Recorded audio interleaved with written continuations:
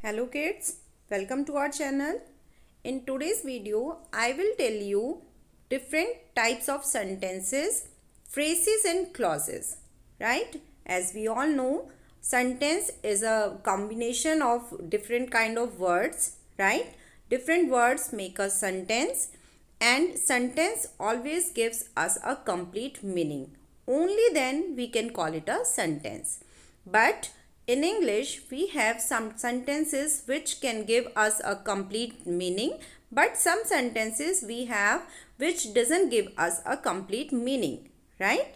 Some are short sentences and some sentences are the combinations of two sentences, right? In this lecture, I will tell you what are phrases and clauses kinds of sentences, right? Let's start with the topic. Name of the topic is sentences, phrases and clause, right? Clause and phrases and clause. Now let's start. What are phrase, right? A phrase is a group of words that make sense but not complete sense, right? Example, on the ground or of no use to me etc. क्या होता है बेटा, कुछ sentences ऐसे होते हैं जिनसे हमें कंप्लीट मीनिंग तो मिलता है, सेंस तो मिलता है, बट कंप्लीट मीनिंग नहीं मिलता है. एक सेंस तो वो सेंटेंसेस फ्रेम करते हैं बट वो हमें एक कंप्लीट सेंस नहीं देते हैं. जैसे कि ऑन द ग्राउंड, ग्राउंड पर, बट क्या ग्राउंड पर, ये कंप्लीट नहीं है, right? So these are phrases.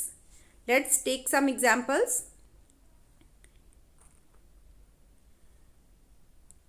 We can change phrases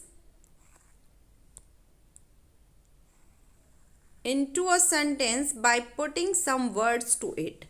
हम क्या करते हैं कि हमें कुछ phrases given होते हैं, उस फ्रेसेस के साथ हम एक सेंटेंस को ज्वाइन करके या कुछ वर्ड्स को ज्वाइन करके एक कंप्लीट सेंटेंस फ्रेम करते हैं, राइट? जैसे कि एग्जांपल आप देखेंगे, I shall wait for you on the ground. अभी हमने ऊपर रीड किया था on the ground, right? Ground पर, बट ग्राउंड पर क्या, राइट? तो हमने इसके साथ कुछ वर्ड्स को ज्वाइन किया, I shall wait for you, जिसके बाद ये एक कंप्लीट सेंटेंस बन गया, right? So phrase is that part of the sentence which is have sense but not a complete sense, right? This picture is no use to me. अभी हमने ऊपर read किया था no use to me, is no use to me. ये हमने एक phrase लिया, अगर इसके साथ हमने कुछ वर्ड्स को ज्वाइन किया देन ये एक कंप्लीट सेंस वाला सेंटेंस, एक कंप्लीट सेंटेंस फ्रेम हो गया, राइट?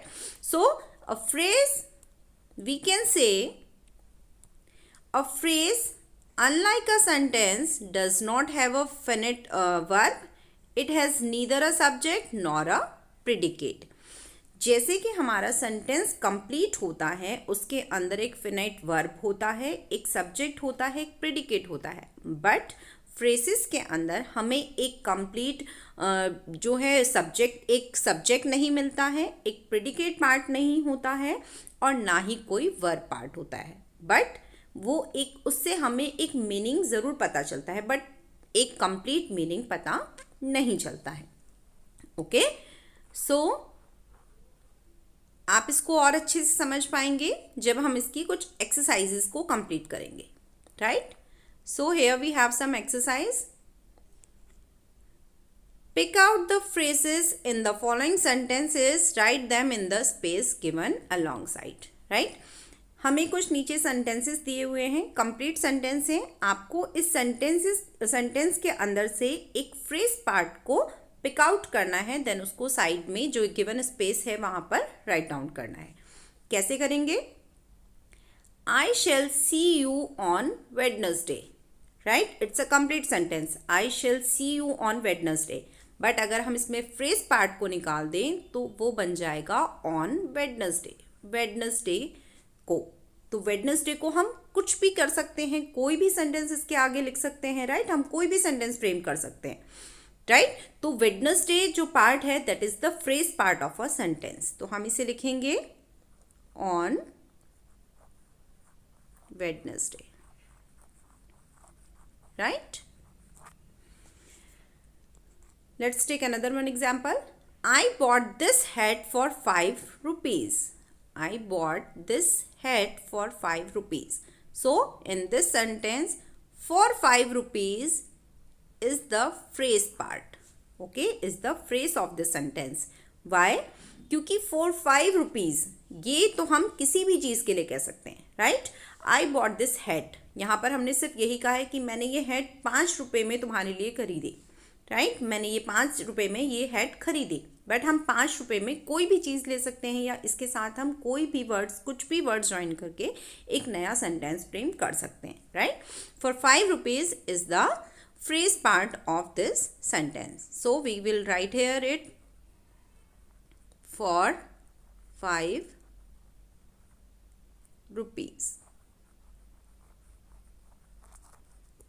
ओके, सो ये बाकी के जो पार्ट्स है बेटा, इन्हें आप खुद से कंप्लीट करेंगे so that you will learn it और you will practise it better, right. Now come to the second part that is clause. Okay, clause क्या होता है बेटा?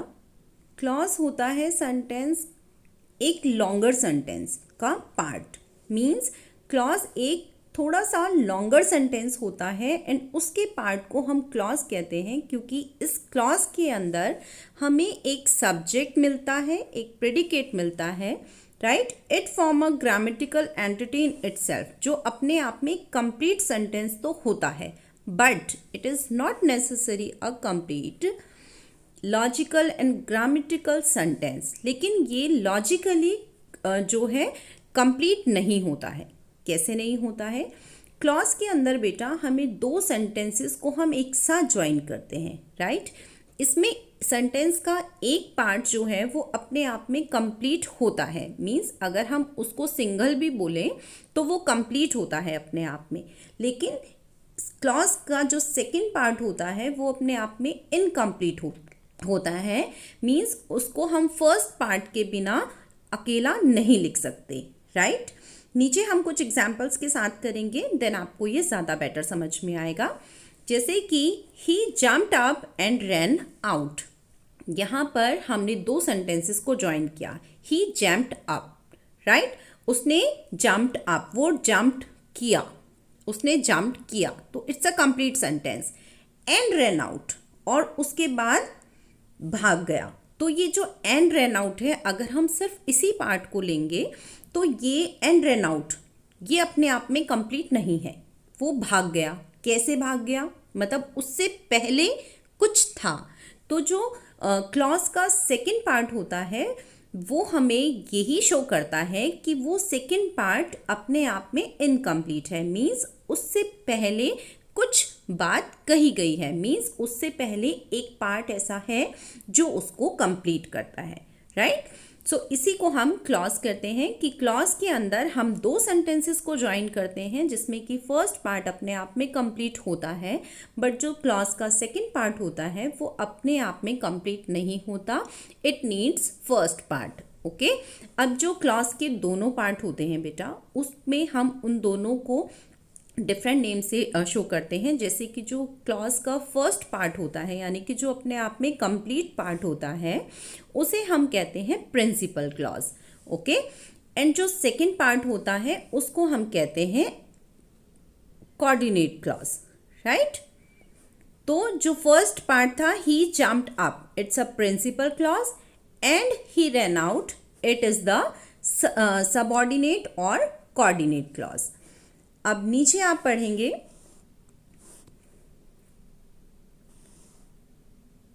The teacher taught that the earth moves round the sun. Teacher ने कहा कि जो अर्थ है वो मूव करती है अराउंड द सन।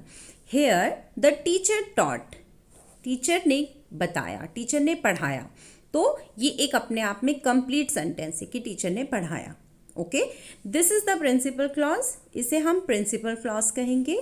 दैट कि the earth moves round the sun, right. तो ये जो है हमारा सबऑर्डिनेट या नाउन क्लॉज भी हम इसे कह सकते हैं या कोऑर्डिनेट क्लॉज भी कहते हैं, क्योंकि ये जो है फर्स्ट क्लॉज के बिना इनकम्प्लीट है।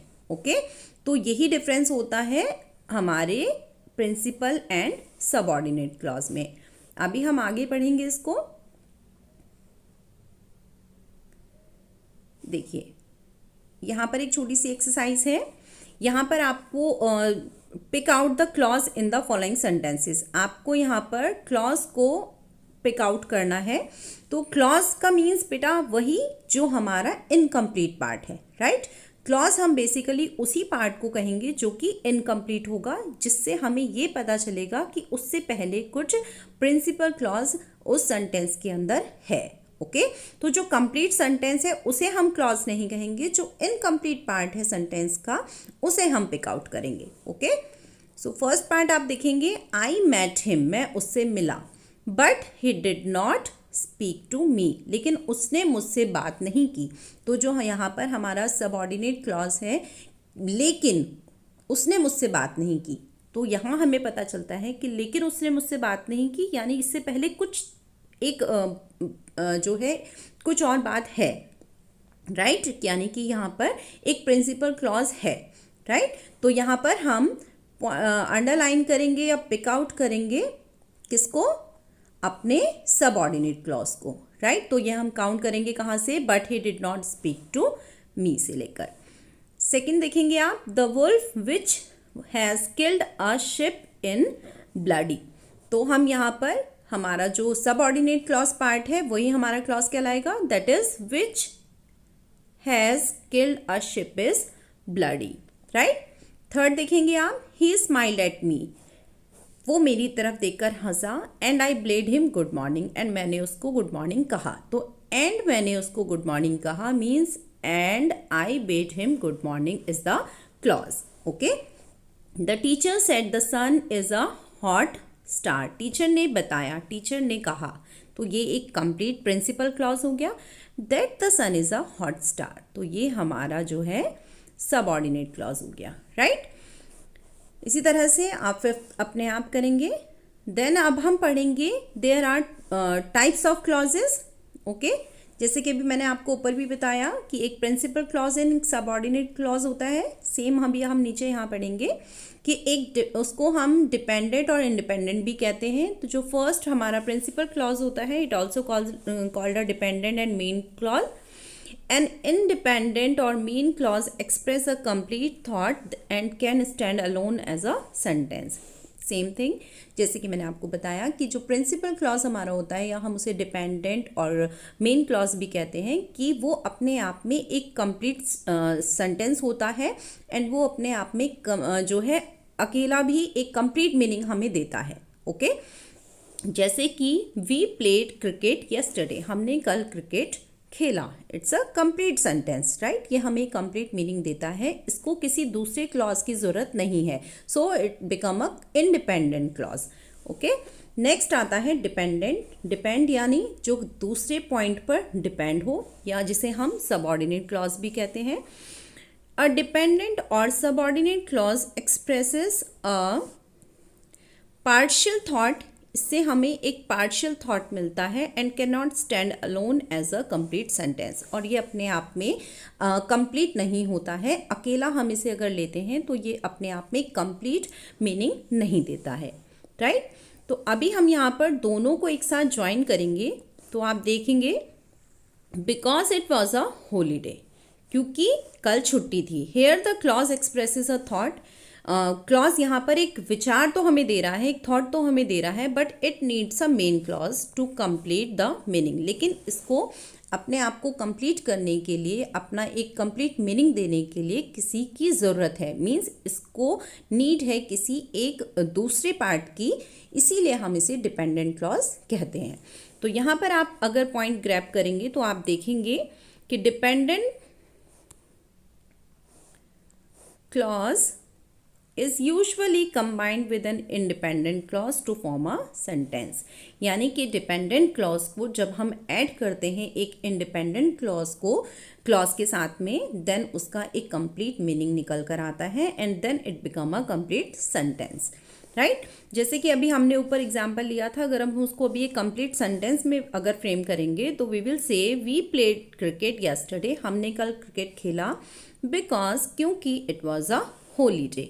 ओके, तो इट वॉज अ होलीडे जो है it is a dependent clause, कि डिपेंड है इसके ऊपर, राइट तो इसीलिए ये जो हमारा first part of the sentence है ये हमारा इंडिपेंडेंट क्लॉज है।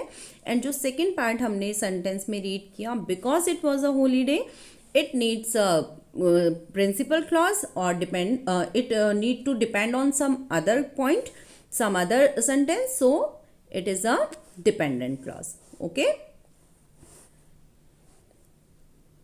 जब बेटा हम टू इंडिपेंडेंट क्लॉज को ज्वाइन करते हैं तो हमें बीच में एक कंजक्शन की ज़रूरत होती है। अभी कंजक्शन आपका टॉपिक नहीं है तो हम इसको आगे के लेक्चर्स में रीड करेंगे। Okay, here below we have some exercise. Pick out the sentence, the clause and the phrases in the following. Write S for sentence, C for clause, P for phrases in the circle given alongside. Right आपको इन sentences को read करना है, then जो एक complete sentence है अपने आप में उसके लिए हम S लिखेंगे, जो क्लॉज है हम उसको फाइंड आउट करके उसके आगे C लिखेंगे, एंड जो एक फ्रेज है उसके आगे हम P लिखेंगे। ओके, तो फर्स्ट स्टार्ट करेंगे। The mother loves her children, mother अपने बच्चों से प्यार करती है। ओके, तो ये एक कंप्लीट सेंटेंस है, it means we will write S for it. Okay, हम इसके लिए एस लिखेंगे।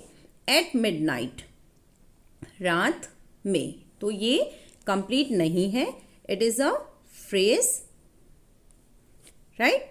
वन आफ्टर अनदर, एक के बाद एक, एक के बाद एक क्या, ये एक फ्रेज है।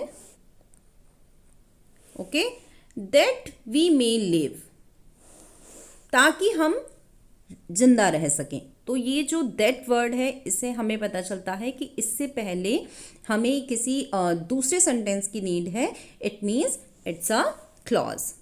ओके, तो यहाँ पर हम लिखेंगे सी। फिफ्थ है सिट डाउन, बैठ जाओ, मीन्स जैसे कि हमारी टीचर्स हमको ऑर्डर देती हैं कि सिट डाउन, बैठ जाओ, राइट तो ये एक कंप्लीट सेंटेंस है अपने आप में, so we will write S for it. Same इसी तरह से बेटा नीचे के जितने भी क्वेश्चंस हैं आप इन्हें अपने आप कंप्लीट करेंगे। Okay, so now it's time to leave. Okay, this is the end of the topic. Today we read about the clauses and phrases. Hope आपको अच्छे से समझ में आया हो। Okay, so now it's time to leave. Bye bye all of you, take care.